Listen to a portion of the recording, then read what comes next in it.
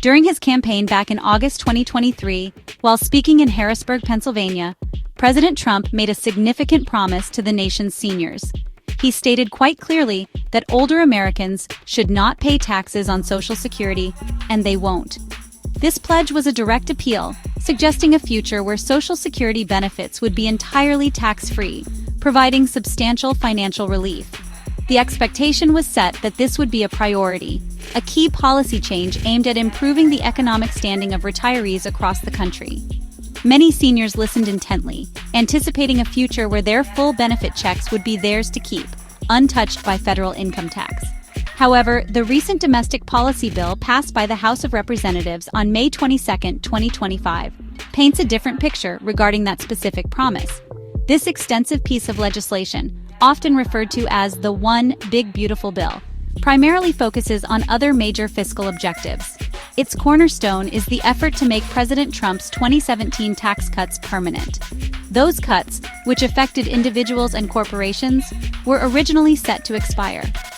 The new bill, sprawling over 1,000 pages with a lengthy last-minute amendment, seeks to cement these lower tax rates as a long-term feature of the American economy, a significant undertaking in itself.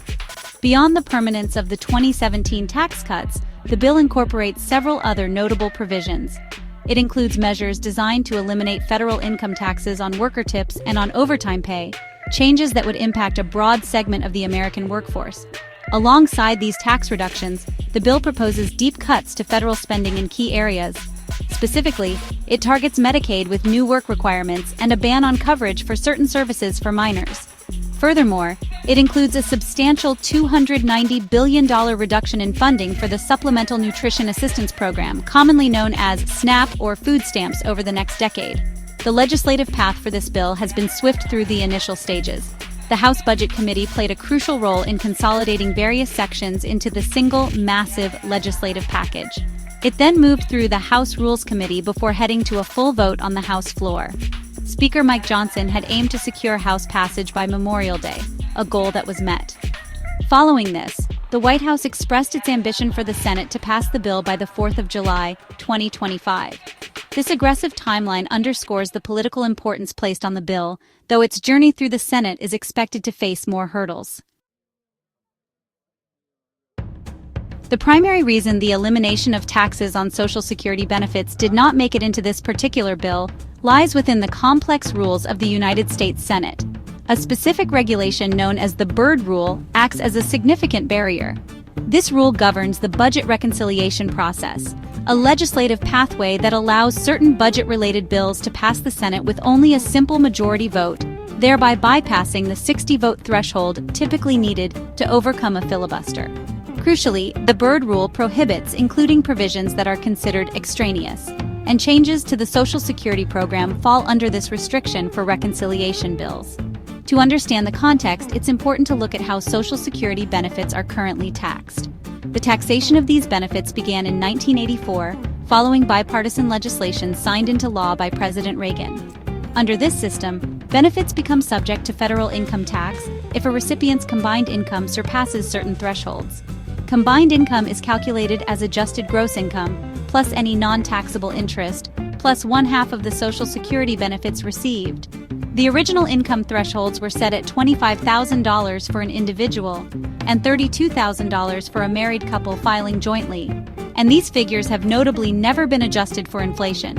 The fact that these income thresholds have remained static for 4 decades, while average incomes and Social Security benefit amounts have generally increased, has led to a growing number of seniors paying taxes on their benefits. This phenomenon is often referred to as bracket creep. In 1998, approximately 26% of Social Security recipients paid federal income tax on their benefits. By 2025, that figure has risen to an estimated 40%, encompassing around 27 million people. This means a significantly larger share of seniors find a portion of their retirement income, which they contributed to throughout their working lives, being taxed.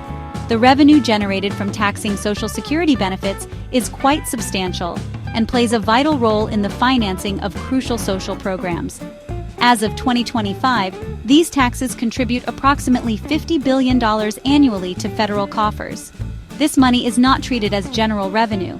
Instead, it is directly allocated to the Social Security and Medicare trust funds.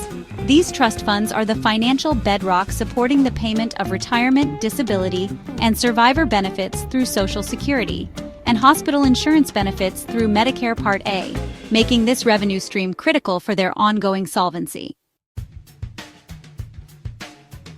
Eliminating the taxation of Social Security benefits entirely, as promised, would have profound fiscal consequences, according to numerous economic analyses. Organizations such as the Peter G. Peterson Institute, a nonpartisan fiscal watchdog group, have issued stark warnings about such a policy change. They project that removing this significant revenue stream would accelerate the depletion of the Social Security and Medicare trust funds. These funds are already facing long-term solvency challenges due to demographic shifts and rising healthcare costs, and the loss of tens of billions of dollars annually would exacerbate these pressures considerably, leading to difficult choices sooner rather than later. The specific projections from the Peter G. Peterson Institute highlight the potential severity of the impact. Their analysis suggests that if taxes on Social Security benefits were completely eliminated, the Social Security Old Age and Survivors Insurance or OASI Trust Fund could be depleted by 2032.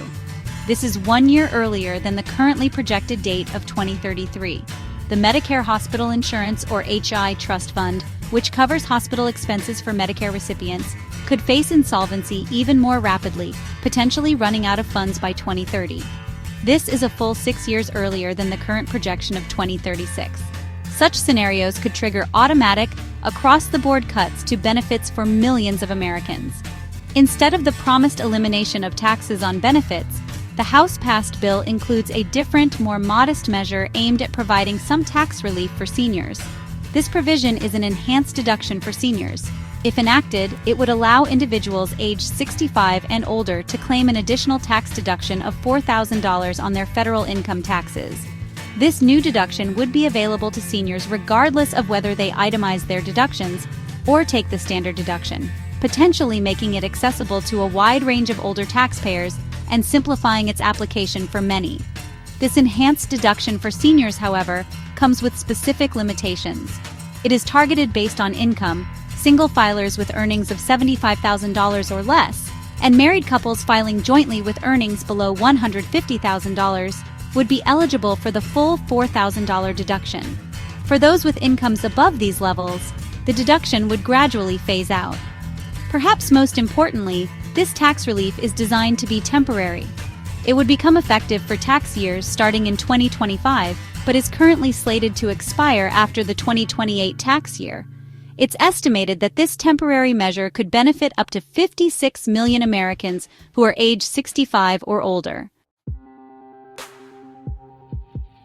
While the newly proposed enhanced deduction offers a measure of tax relief for some older Americans, it is important to note that it falls short of the sweeping promise made by President Trump to completely eliminate taxes on Social Security benefits.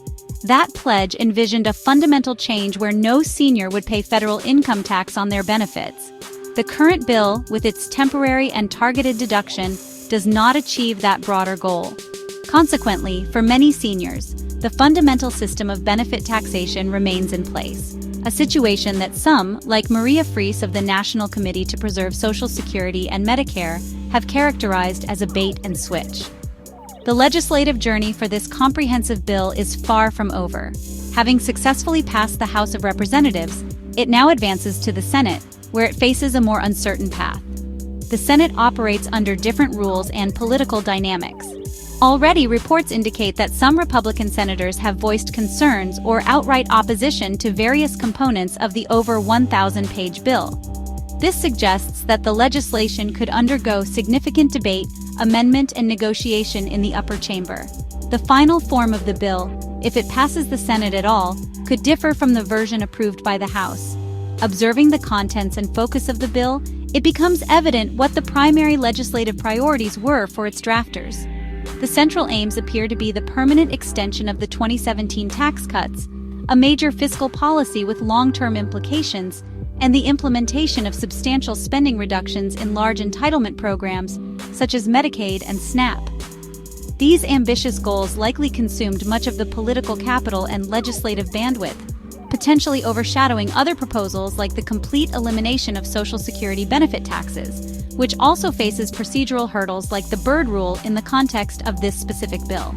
Therefore, as of today, June 5, 2025, the reality for millions of American seniors is that the taxation of Social Security benefits continues under the existing rules established in 1984.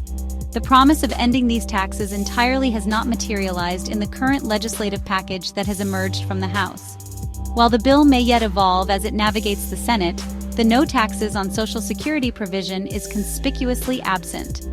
For the foreseeable future, many seniors will continue to see a portion of their hard-earned Social Security income subject to federal taxation, despite the earlier high-profile pledge.